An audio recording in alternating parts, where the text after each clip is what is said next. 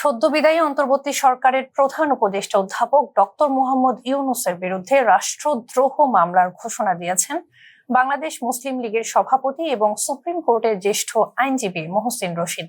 তিনি বলেন, ইউনূসের কর্মকাণ্ড শুধুমাত্র সংবিধান লঙ্ঘনের মধ্যেই সীমাবদ্ধ নয়, এটি রাষ্ট্রদ্রোহের পর্যায়ে পড়ে।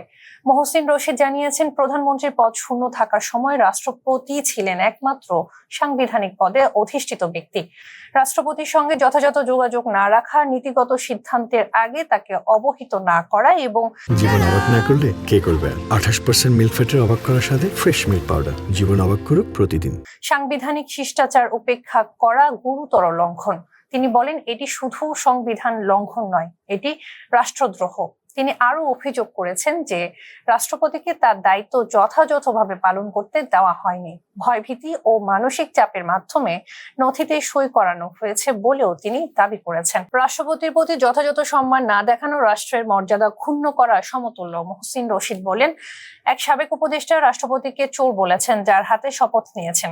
এটি রাষ্ট্রের শিষ্টাচারের পরিপন্থী কাজ। তিনি দাবি করেছেন, প্রেস উইং অপসারণ, বঙ্গভবন ঘেরাও এবং রাষ্ট্রপতিকে অপসারণের চেষ্টা ছিল অসাংবিধানিক। ডক্টর ইউনূসের সম্পৃক্ততা বা নীরব সমর্থন ছিল কিনা তা খতিয়ে দেখার জন্য তদন্ত কমিটি বা কমিশন গঠনের দাবি করেন। উপদেষ্টা পরিষদের কয়েকজন সদস্যের বিরুদ্ধেও তদন্তের দাবি তুলেছেন মহসিন রশিদ। তিনি বলেন, রাষ্ট্র কোনো খেলার বিষয় নয়, রাষ্ট্রের ক্ষতি হয়েছে কিনা তা নিরপেক্ষভাবে অনুসন্ধান করা প্রয়োজন। তিনি সংবিধানের 106 অনুচ্ছেদ চ্যালেঞ্জ করার প্রসঙ্গ উল্লেখ করেছেন। এ বিষয়ে তিনি আদালতে গেছেন এবং রায়ের সত্যায়িত অনুলিপি পেলে রিভিউ করার পরিকল্পনা করেছেন। ভবিষ্যতে কোনো অবৈধ বা অসাংবিধানিক অন্তর্বর্তীকালীন সরকার না আসুক সে বিষয়ে সতর্ক থাকার আহ্বানও জানিয়েছেন। সরকার যদি তদন্ত কমিটি গঠন না করে, তিনি নিজেই নোটিশ দিয়ে মামলার উদ্যোগ নেবেন এবং ডক্টর ইউনূসকে পক্ষভুক্ত করবেন। ফেসলা পিপলের সঙ্গে থাকার জন্য ধন্যবাদ।